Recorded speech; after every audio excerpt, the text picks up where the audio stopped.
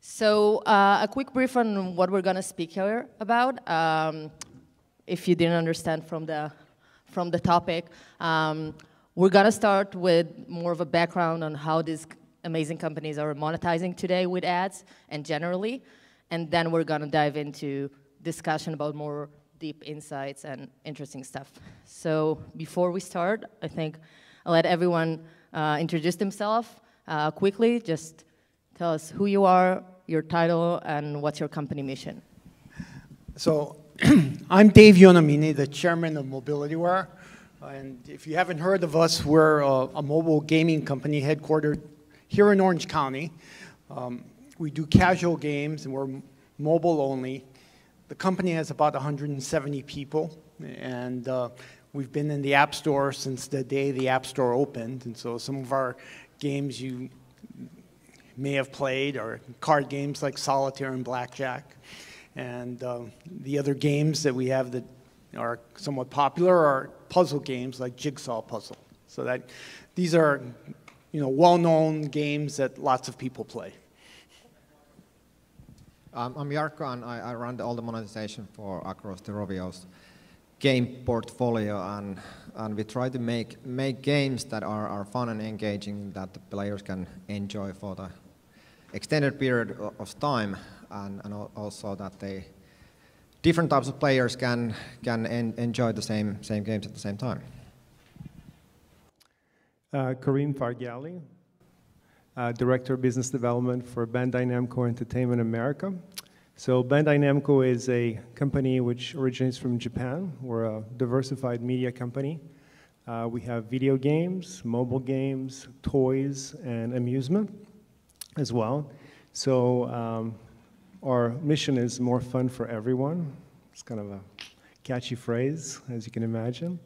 I handle mostly business development for the US publishing unit. So ad monetization is one of the things that I handle. External studio partnerships is another one, IP acquisition, and digital distribution, amongst other things. I'm very excited to be on this panel. Thank you for having me. Hello, I'm John Boog-Scott with PeopleFun, certainly one of the, I think, smaller companies up here. We've been around a few years, but had a big breakout hit this last year. Went from doing around 1 million impressions daily for ad shows and to doing 40 to 50 million daily now. So probably like many of you, I'm really still trying to figure this shit out. So hopefully we'll learn from these guys. Cool. So as I said, we can start with background. Before we dig in, I'm Ayala. I'll introduce myself from SafeDK. Part of our mission is to help developers to ensure that the ads in their apps are not harming the quality of the apps.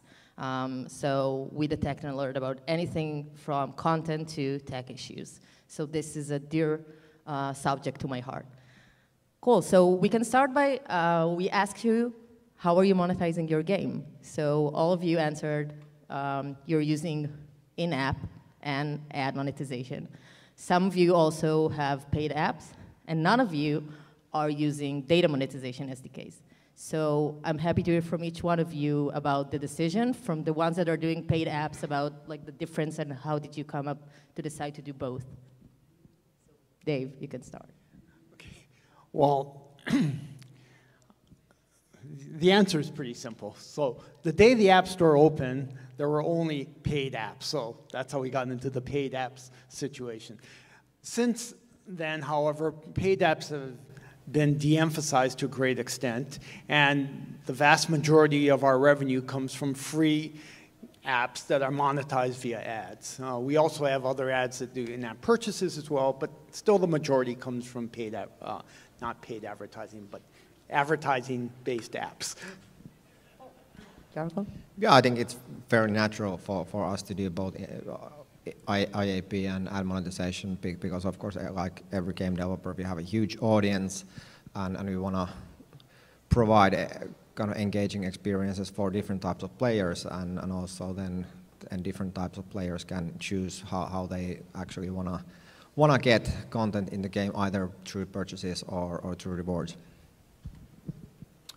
You know, for us, I think I definitely second the fact that our original apps were mostly on the paid side, I think, for both of you guys.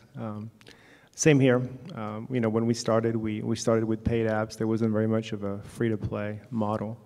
Today, I think the decision is a little bit different. I think most publishers, due to the rising budgets of development, will always try to create free-to-play economies based on in-app purchases. But I think the issue is that not every territory, not every game monetizes the same way with in-app purchases, right? So once you finish the discussion about the genre of the game and what market you're going after, there's definitely some of our games that, you know, we try to do more on in-app purchases and then use some of the rewarded videos for some of the territories like emerging markets where we get a lot of traffic, but, you know, monetization on in-app purchases is more challenging. And on the other hand, we have games such as Pac-Man. Pac-Man, we like to call it the original endless runner, which is very difficult to monetize in in-app purchases. So there you have more of a 80% ad revenue to 20% in-app purchases. So I think that, you know, for each one of these games, there's always a different solution that we like to use for ad monetization. Yeah, I think in the casual space these days, it's really not a question of will you use ad monetization, but, you know, how much, how you'll place it, where you'll place it. You know, it's really just a question of the mechanics of how you do it. There's really no way to grow a title in the casual space that I've seen relying on just the in-apps alone. Because, yeah, going years back, we did start out with 80–90% of our revenues coming from in-apps and the rest from ads, but when I look back at the last month, it's probably 65% from ads and the rest from in-apps. So it's really just a question of how and not when. Oh, so the next one is pretty much straightforward. We asked if you see difference in revenue from different OSs. So if you see more revenue from ads coming from Android or iOS, and all of you answered the same, that iOS is generating more ad revenue, which to me was kind of surprising because I know the CPMs are higher. But some of you also answered that on Android, users interact more with ads. So even though on Android they're more inclined to interact with the ads, you still see higher revenue on iOS. So I'm happy to hear if anyone have insights on if it's only the CPMs or it's just that the users are downloading more apps. For me, I just see the CPMs. I don't think we have more Android users than iOS users either. But certainly the combination puts the majority of our revenue in the iOS camp. Yeah, no, I think that it boils down to the CPM, and if you go beyond that, it's most likely because the advertisers are willing to pay more for the iOS audience. Yeah, you know, for us, I think the CPM, I mean, what we see is general eCPMs are a little bit higher on the iOS generally. But we have started seeing in some territories some improvement in engagement, I guess, on some of the types of ad units that we're using, you know, such as playable ads that, you know, are obviously more engaging to some users. So we're seeing, I think, in certain regions where ad monetization really matters, once again, emerging countries, we're seeing an increase in engagement for users that are on the Google Play platform, which we hadn't seen before. This last Q4, I think we've started seeing some really high numbers generally. I mean, advertisers are spending more and more on mobile advertising. So, you know, obviously the types of ads that we're starting to use, we're seeing some better engagement, I think, that are much higher than what we've seen before. Yeah, I think like the others, we see similar, I'd say 20 to 25% better revenue for us on iOS from ads. We've tended to move towards looking at, I guess, what do we call RDAU, or ad revenue per DAU, as our bottom line versus a lot of the eCPMs and other things that actually make that up. But that's, for us, still generally 20, 25% higher on the iOS platform, though it has been closing that gap over the last year. Cool. I'll do a little game with the next one. So we asked you which ad formats works best. Most of you answered few ad formats. So if tomorrow morning you had to choose only one ad format to display in your game, which one would it be and why? What do you mean by works best? Define works best. So works best in terms of retention, revenue, the entire picture, basically. So works best that you would choose only that one to be displayed in your game if you had to. Okay, well, I can easily say what it is not, and that is banner ads. We do, the company originally really didn't do much in the way of banner advertising. We did acquire another company a couple of years ago that does do banner advertising, so we do have some there. It's not something we like a whole lot, but it is there.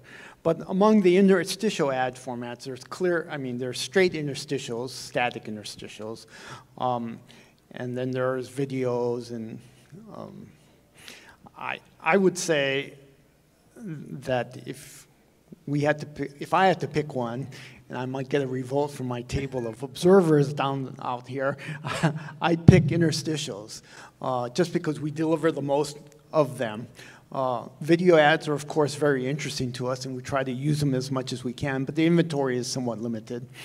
And playable ads are, a little interesting, but they also tend to cause us more problems, and we can get into those problems a little later. Well, it's great that we get some tension here, because I totally disagree. so we have a kind of ground rule for our games that they need to be enjoyable and fun for the players, and that also applies to the ad implementation. That is all starts from the game design, and it's actually a requirement for the game teams that they spend time in actually thinking that through and designing the ads in the game in a way that they actually add value to the player. And for that purpose, the rewarded video works like a charm for us. And we even have had some cases where we had some technical challenges that those ads haven't been available, so we have got feedback to our customer support that, hey, why did you remove this feature? That, hey, I'm actually missing this. It is something that players find valuable for them, and it's not something that is slammed in their face, and not something that gets them annoyed, or you get bad reviews in the app stores, or you get lower retention. We actually see that we get higher retention for people who engage with the ads, and that is a testament to the great game design and great implementation of the ads in the game, that they are actually part of the game experience. What about rewarded interstitial? Well, maybe like a mix between the two approaches. Well, if you could make it work in a way that there's a clear value proposition for the player, but usually the rewarded video performs much better than just that interstitial. Right. I mean, monetarily, that's certainly the case.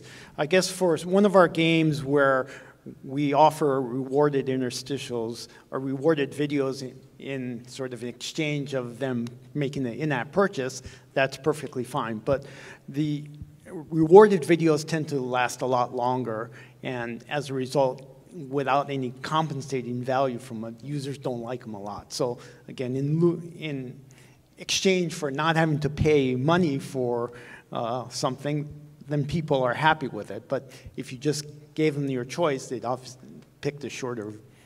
Yeah, but I call it kind of opt-in advertising in that sense, that the player is in control. They choose to watch that ad. It's not annoying for them, and if they choose not to, they have all the freedom in the world to do so. I think it's always a trade-off. I mean, we have games that, we used to do a lot of casual games, and I think there the choice is, we'll support all three types of ads. I mean, I agree that banner ads now are probably declining in terms of usage. I mean, the return is probably lesser from a publishing standpoint. But the games that we're making now that are more core, mid-core to, harder core, obviously we always try to be mindful of the player experience. So obviously, a lot of the designs that we put in are embedded, rewarded designs, which obviously will take from in-app purchases, or it will give you an option instead of the in-app purchase. I mean, as far as playable ads is concerned, I don't think there's many people that like them, but they're the ones that right now are generating some of the highest revenues. So they're, it's a fact. So we're having a lot of discussions internally about that, and that's another thing that we have to be careful with is, at what point do you start, does the user experience start declining, right?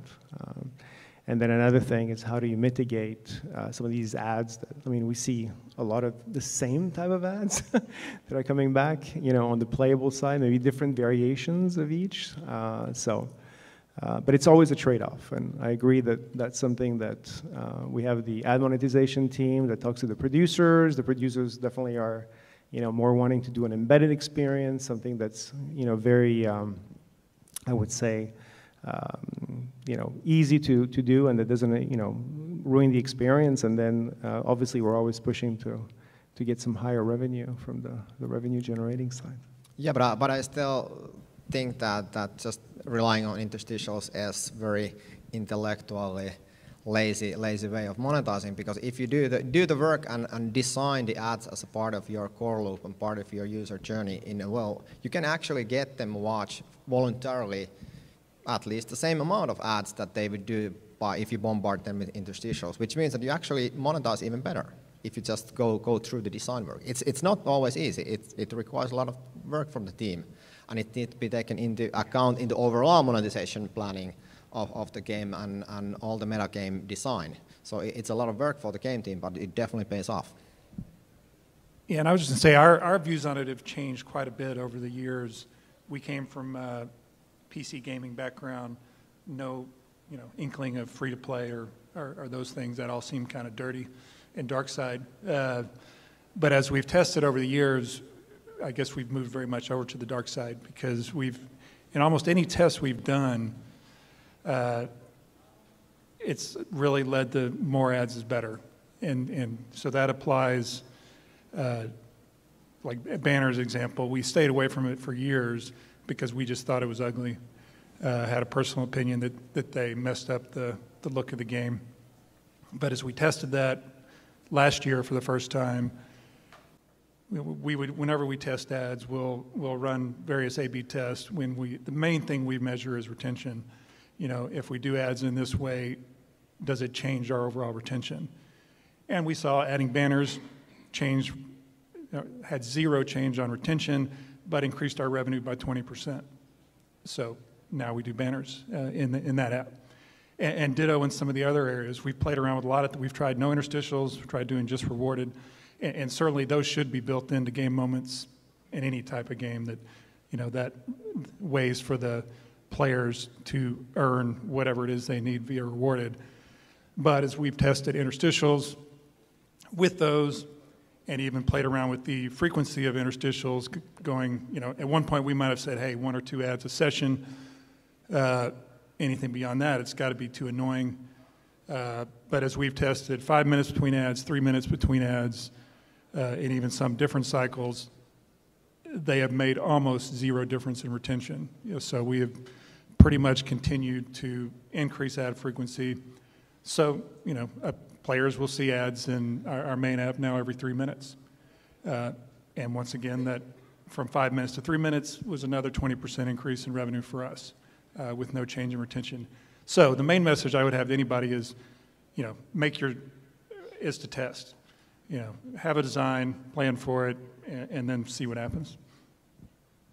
I agree. I think it's also probably because all of you have different games. It really depends on the game's type. Because with word games, you have a game, like it's mini games. If you're in mid-core games or in the middle of a journey and an ad interrupts you, it might affect retention as against to in a word I hate game. it. Cool, let's go to the next one. This is an interesting one. So we asked who is doing their own mediation, who is using an SDK to do the mediation.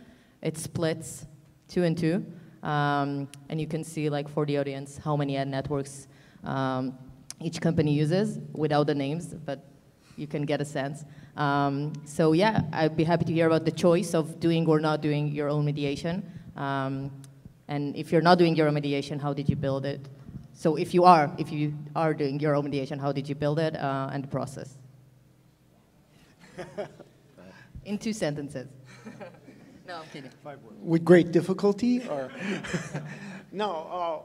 Sweat and you know, tears. we have a group obviously that works on monetizing the ads in all our games, and they've built sort of our own SDK that we use for that, and that's what we have rolled out in our game. So we have an SDK, but I understand that wasn't what you were asking about. So it's our own mediation, and that's because we wanted basically the ability to control what we had. And you know, we have enough issues with ad networks that we didn't want to compound it with having an issue with a mediation layer. Cool.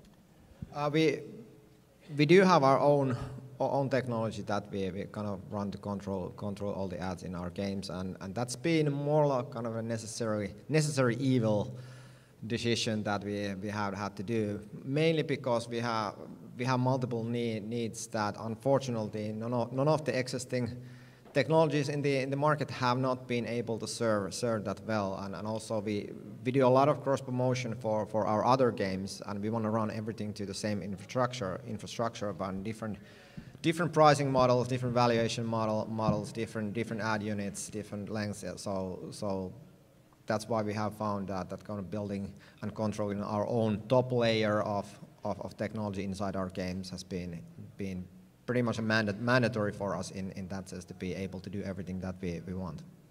Not necessarily always the easiest or least painful way of doing it, but I could spend the rest of the day talking about all those, so I'm saving you from that.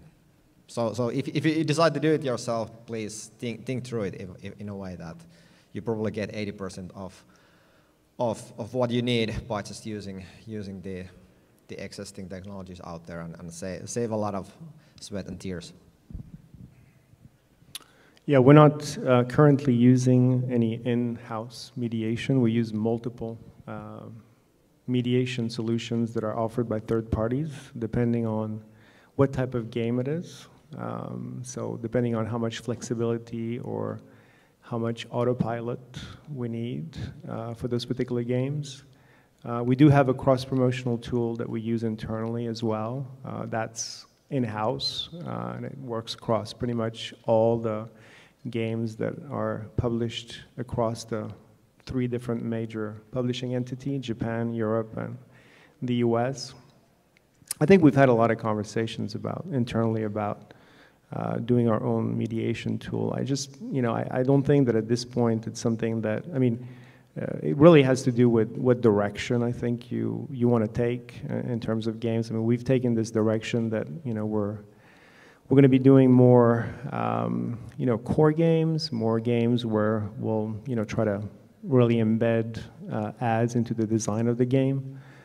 So I don't know if at this point it makes a lot of sense. I mean, it would be great because I think that you can definitely have more control over the solution, but it's also a question of bandwidth too, I think, and you have to have the appropriate teams to do that.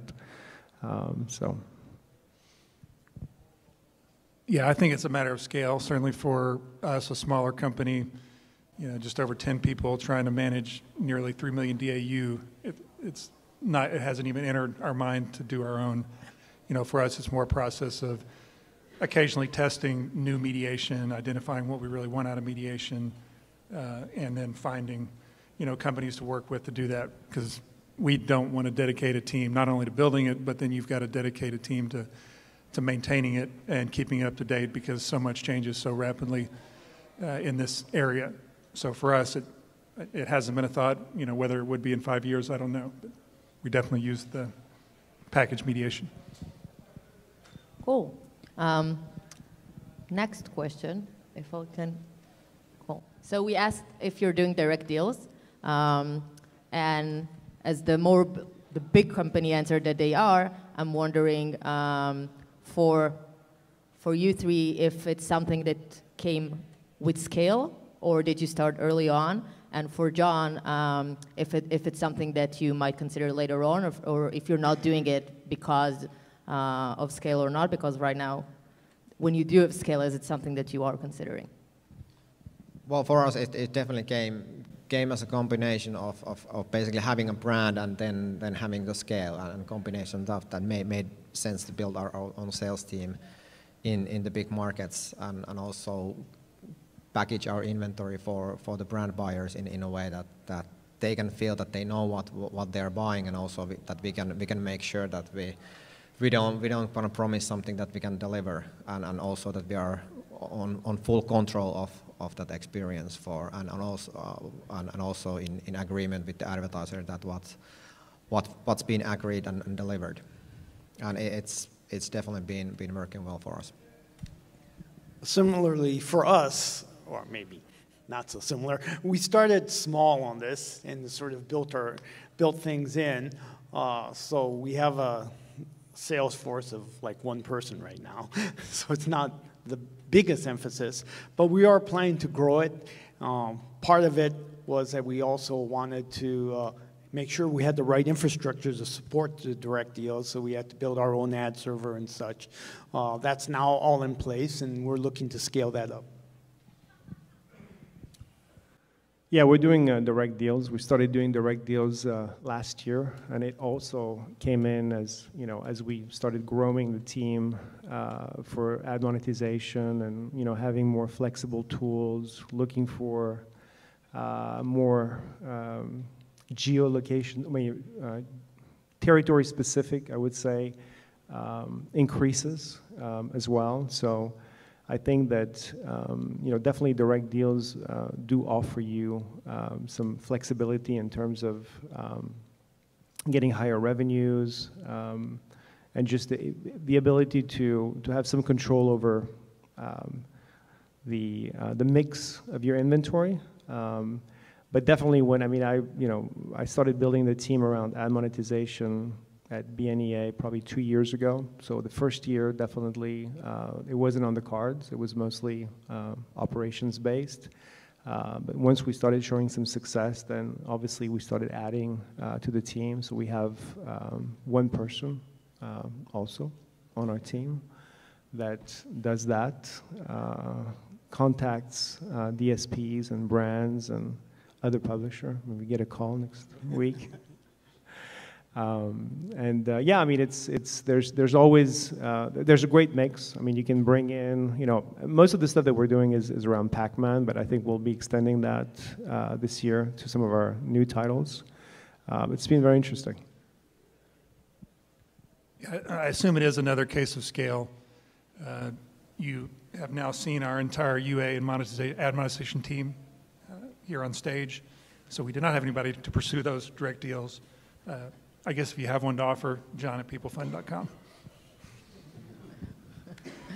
Cool. So I think we covered like the background on how you're monetizing, and we can dive into more about the balance between ad monetization, user experience, retention. So let's start with how do you find, or how did you find, and how are you managing the balance between displaying ads and generating more revenue from ads, but keeping the users happy?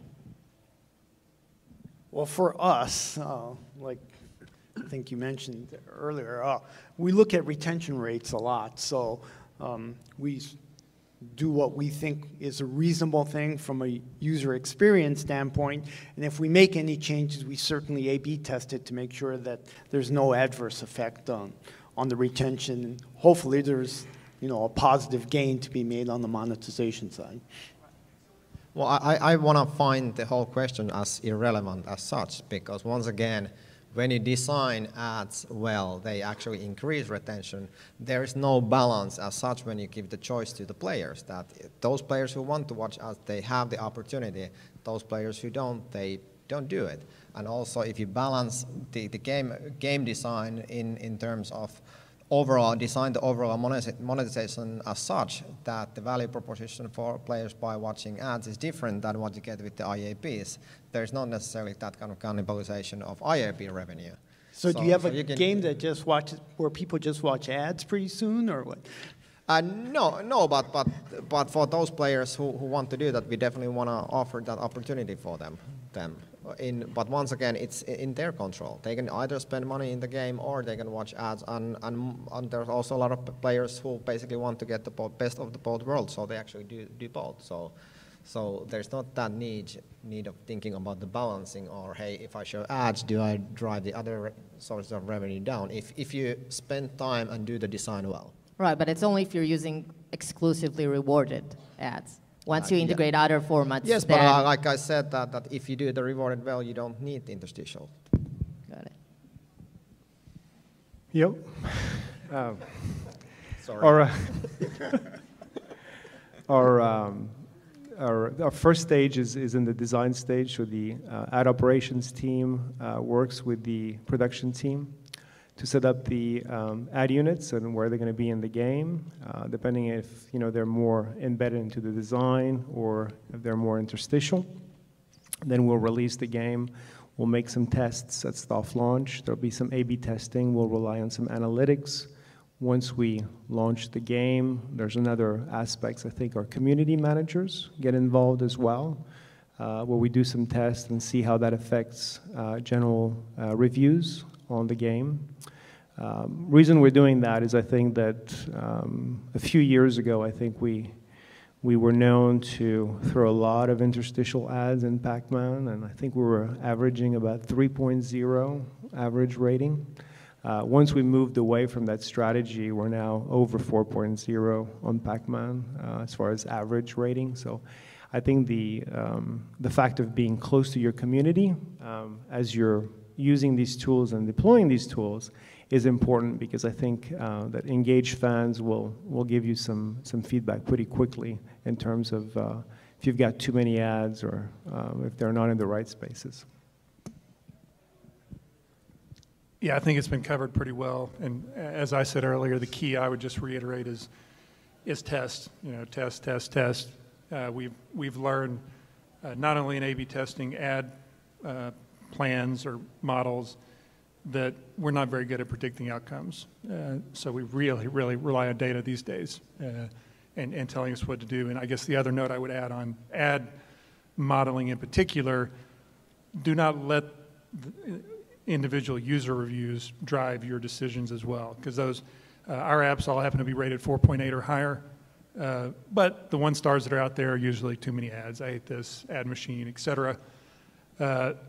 But ultimately, as I said, we rely on the analytics, the data testing. Does it really impact our retention when we change some dial on ads? Great, so I think the next one, we can pretty much skip it. It was about ads and user retention, and did you measure it?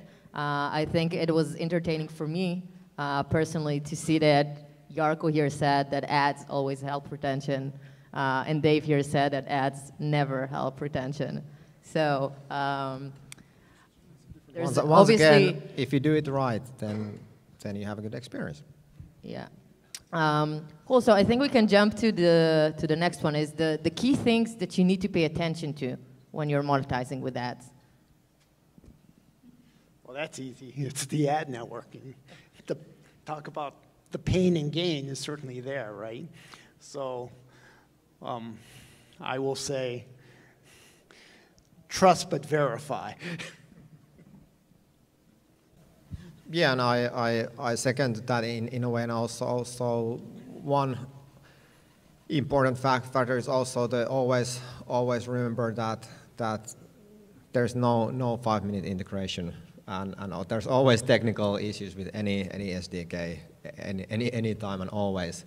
Unless you're integrating our SDK. And those keep one way or another, those keep coming back all the time. So you need to also stay on top of those technical challenges and do the QA very, very well. Yeah, I think I agree with that.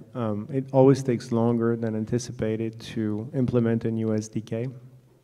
So that's one thing. I think when you're rolling out either new ad units or ad types, definitely test a lot in multiple geographies, because I think you may be able, I mean, we have a team, for example, in Bucharest in Romania, which, manages or runs live ops for Pac-Man. Obviously they have the tools to be able to, look at how these ads basically perform in multiple geographies, but I think that, we keep emphasizing the fact that it's very important. So especially if you have a game that is in a lot of places in the world, obviously as distribution now allows, and you have a lot of DAUs all over the place, you want to make sure that those ads are coming up properly, that you're getting filled everywhere, or at least within expectations, and there's always things that show up broken, I think, after a while, and maybe sometimes after a while when it's on the field for a while. So. Yeah, I think ads, though they're our biggest source of revenue, they're also certainly our biggest set of problems. We try to do QA in-house as we integrate new ad networks, et cetera, mediation, but we found that we never really identify the crashes at that stage. They always show up when it's released in a live environment. And pretty much in any given day, over 90% of our crashes are caused by ad networks. Probably 95% plus most days, and it changes, it goes up and down, so it's very key, whether it's a new network or existing network. We see that it's not only, things change on networks, they get bad creative assets, other things happen, crashes spike, and it is very key to keep an eye on your crash levels and have some way of tracking that to quickly address that. I guess I can put a plug in here. We have recently started using SafeDK. In some of those ways, it helps us shut off certain problem SDKs from a dashboard, so that's been useful at times. And the other the other issue we have with ads is the content of those ads. Our players are mostly female, probably mostly 25 to 65 plus, and you will be quite surprised at some of the ads that come across some of these networks.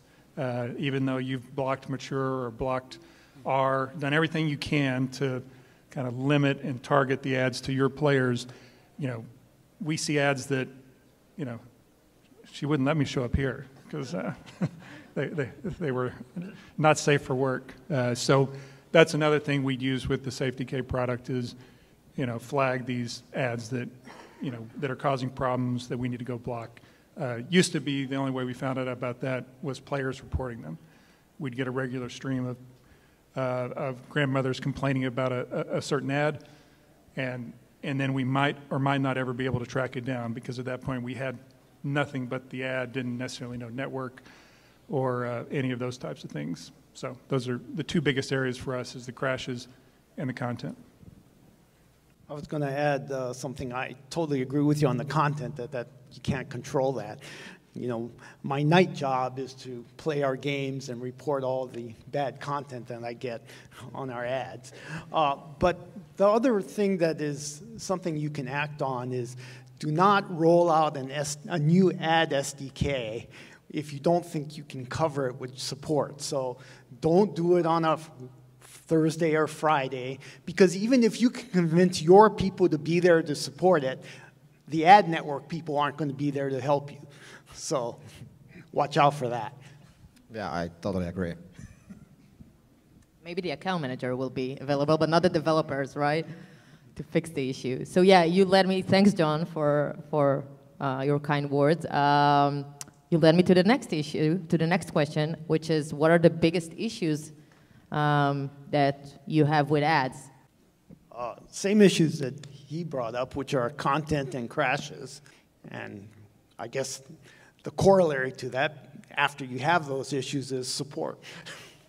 Yeah, I would say, like we already discussed, it's amazing that we still need to say this in 2018, but it is definitely the technical challenges that just keep piling up all the time. You can never get out of that. Yeah, so all of that, for sure. And then recently as well, privacy in general, data collection, those kind of things. So those are things that we've spent the last 6 months with the upcoming GDPR compliance in Europe, making sure that all the partners that we have are compliant with GDPR, so that we have certain internal deadlines that we're doing right now. So we've pretty much put a freeze on a lot of the new SDKs that are going into our games until we can audit pretty much, and we probably have, I don't know, 50 SKUs probably or something like that around that includes all our legacy products.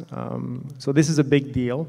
GDPR is something that will change probably the industry a little bit. There's more regulation that's coming in. I expect that, you know, probably some of the US states will be adopting similar, you know, privacy laws. So that's another thing that we have to be very careful. So we're making sure that the ad networks and the partners that we are using are complying with our own privacy policies and GDPR. Yeah, I think we mostly covered it before. I guess the one element I'd add that we view as a bad sign for an ad network is when we report a crash and they ask us for repro steps. You know, how do we reproduce this crash? Well, you know, all we get is a crash. You know, we get probably crash reports that, you know, we had 50,000 crashes and your SDK is listed, but we've never seen that crash in-house and don't have anybody that's reported steps. You know, so most ad work should know that. So if you're asking us for repro steps, that's probably a bad sign about whether we'll actually get the crash fixed. Thank you. The next one is avoidable mistakes. So anyone could learn here from each other about things you did wrong. What I said earlier about not rolling out a new ad SDK at the end of the week is the major one that I would recommend. Well, I probably have made all the possible mistakes that you could make. But one thing I want to share with you is something that I find out that usually when you try to outsmart the players or try to optimize too much, you easily go wrong. That when you start to be too clever, that hey, let's not show rewarded ads to paying users or certain type of paying users, or you don't show ads for other games for certain audiences. You easily go wrong because you do conclusions that are not necessarily backed up by research, and then when you actually do the research and A/B testing, you might in many cases see that by the way your intuition is not necessarily always right. So the more you can let the players decide themselves that what they want to engage with and what they want to ads, what kind of ads they want to watch, that's better. Karim? Yeah, I mean, I think the idea of not, you know, releasing any new ads before the weekend, that's a great one. I think. I mean, I would take it even further. Have an escalation plan before a holiday. You know, when you're just have your team ready. Have a plan. Basically, if something breaks, especially around Christmas holidays where eCPMs are a little bit high. So that's mostly one of our pitfalls, but I'm sure there's tons of other ones that my ad ops team could come up with. Yeah, once again, I think that covered it. The big thing I think is no matter what scale you are, is have a plan to very proactively monitor your app's behavior after release and quickly jump on any abnormal things that are occurring after release. So let's do this one quick because we have a couple of more questions and I want to leave time for questions from the audience. So I asked if you're blacklisting ads. Everyone said yes. We got different answers about the things that you're blacklisting. Half of you, I think we're going to cover more the competitors because you just mentioned it. Half of you are blacklisting competitors and half of you are not. So I'm wondering from the ones that are, why did you decide to do that? And from the ones that are not, the same question. With respect to competitors, the answer is we do to a limited extent because there are so many competitors we can't possibly blacklist them all. Okay, so that's, and if we think it's a major competitor, we probably would be more proactive, but we're happy with just a couple. That's. Yeah, but for us, for most part, we have been seeing that the players who enjoy our game and spend a lot of time playing our game and even spend a lot of money there, they're very well vested with our brand and our games, and they're not easily going away if they see ad for another game. So it's also defining that how you define the competition. That if you define the competition as other Angry Birds games, yes, then they probably will block those. But if you kind of truly believe that your game is good and your players play your game because they enjoy it, that the risk of them going away just suddenly because they see an ad for some other game is fairly low. But always do research on that and study your data. But in our research, we haven't really seen that be a big issue. Karim, we have 5 minutes, and I want to jump to the last question, so just in a sentence. Sorry for being so impolite, but just like she's 5 minutes. So. All right, we don't blacklist competitors' ads. Our blacklisting is mostly to comply with policies. So Pac-Man, for example, can't be with alcohol, cigarettes, drugs, gambling. And also because Bandai Namco works with a lot of external IP, we also have to comply with our licensors' policies as well, and that's where a lot of the blacklisting occurs. Pretty much same. We blacklist very few competitors. We take the same approach that there's so many competitors, it's just not possible. And frankly, if somebody's played our game for an app and they install a competitor's app, that's probably $2 or $3 we made off that. So. Cool. So. Let's jump to the last question. So before we finish, I wanted to hear about the worst ad story you've ever experienced. For me, seeing worst ads, like bad ad stories, is something I do on a daily basis. So literally every hour, I have a new story to tell. So I'll let you guys tell about your worst ad story. You're right. I have lots but nothing really stands out so much. Clearly, some of the political ones, earlier I didn't like at all, but yeah, I don't have any singular ad that stands out. Well, something that makes me very, very sad all the time that you experience almost every day, that some apps and a lot of the traditional publisher mobile websites are designed in a way that they even try to make the ads as annoying as possible, and there might be 3 ads at a time, and they slam in their face all the time, and their only purpose is to try to drive you mad and get rid of ads and go to subscription. And that is once again, very kind of backwards thinking, that why didn't, once again, follow what the best game developers are doing and really respect your users and design also the ad experience in a way that it's not kind of a trade-off either or, but you can the users can get the best of both sides, and you don't have to purposely try to make the as bad experience with ads as possible. But unfortunately, that still happens so often. Makes me sad.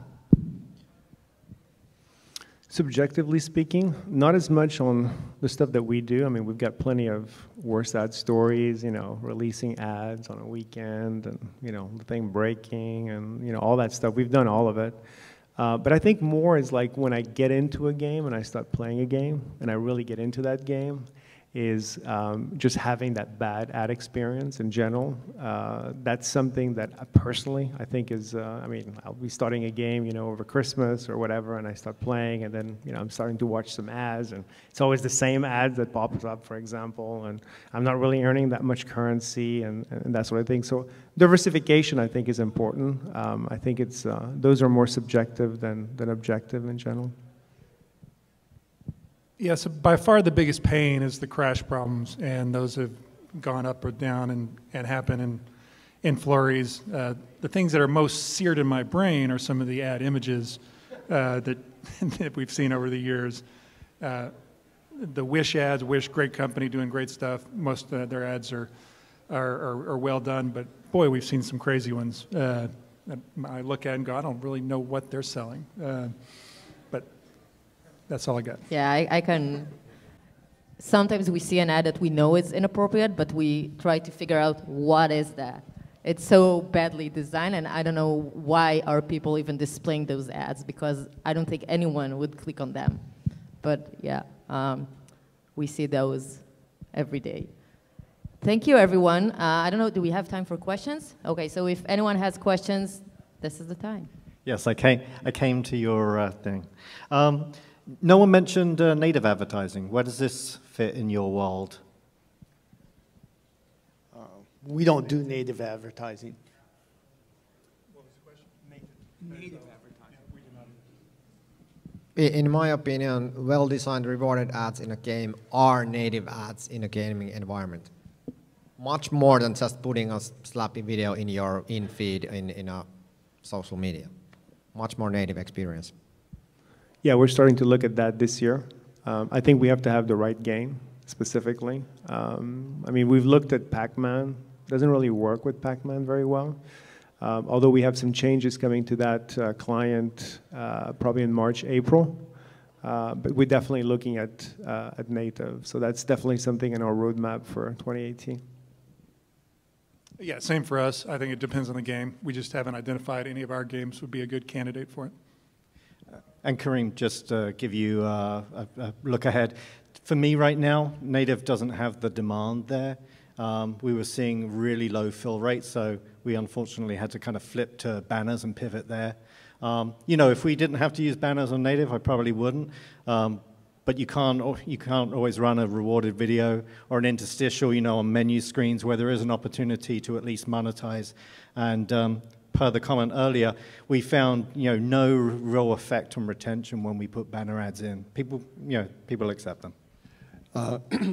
William Heathershaw, UncleWilliam.org.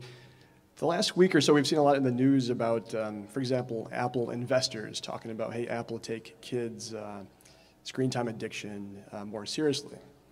So I think now the flip side of this is what are the kids doing? And they're engaging with content. And so the content hopefully is generally more family friendly, but not always it is. But my question now when it comes to monetization, especially for publishers that have family friendly content, I don't think it's possible for publishers to know who is engaging with their advertisement.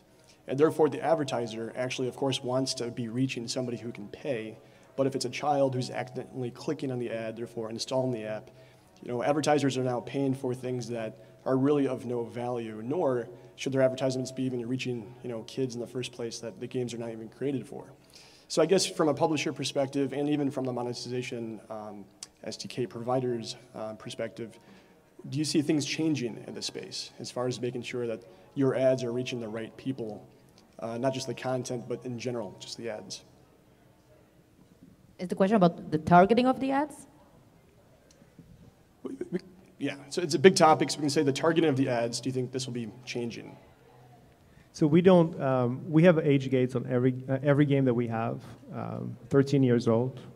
So we don't target anyone that's below 13 generally on any of our games. So we don't have any games that are specific directed to children. We realize that some of our games do end up with children, but usually our age gate will remove any kind of ads or monetization.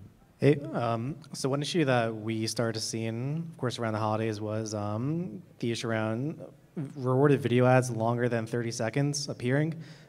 Just curious if anyone up on the panel has also been seeing this like occurrence of these types of ads, just because it's definitely ruined the whole rewarded experience when players opt in to watch an ad, and then rather than the normal experience where they get rewarded after 30 seconds or 15 seconds, there's videos that are 60 seconds to 5 minutes long that they can't exit out of. So just want to know if I'm not the only one out there feeling this pain. We definitely see that. A lot of it varies by network. For us, it tends to be the brand ads that often are longer for whatever reason, and that we generally know what networks those are from, and it's not our preference unless it's a setting. You know, if we're able to give the player more currency because we receive more revenue, you know, that is another option we have done in that case. Well, we limit the ads to 15-second videos because we feel that that's what the players expect, and that's what they're kind of kind of opting into. So we don't want to go and have 60-second videos unless of course they are, for example, our own trailers or something like that. But generally we stick to 15 seconds because that's also in some studies that they seem to perform better also for the advertisers than longer videos, even though the advertisers might sometimes have a intuition that the longer is better. Oh, okay, I actually have one, and I have the mic, so I'm just going to jump right in and ask. So, Jarkko, you were saying rewarded only. If you do it right, you only need a rewarded video. And John, you're saying it doesn't matter what you do. I mean, within a certain range of reason, it's not going to really hurt retention that much. Jarkko, I was curious, can you share with us your overall engagement rate with rewarded video and how many videos engaged users are watching? And John, can you share the same information? What's the engagement rate on rewarded video in your games and how many ads are engaged users watching? So are 30% of your users watching? Like, if it's done so well, I'm expecting to hear a really high number, I guess. It's much more than that. And I think the best games get up to 80% of their audience engaging with rewarded video. And yours are in that range, or is that what you're saying? Well, certainly everybody receives the interstitials and banners, so there's that piece. For us, rewarded engagement is still high. It's usually north of 50%, and probably 40% of the people use it repeatedly. Cool. I think that's probably all the time we have. I think Dave just wanted to add something, and then we can wrap it up. All right. Just a closing comment on ads and working with them. Just remember the old adage of, what doesn't kill you will only make you stronger. Thank you, everyone, for participating, and thank you all for being here. Thank you. Thank you, everyone.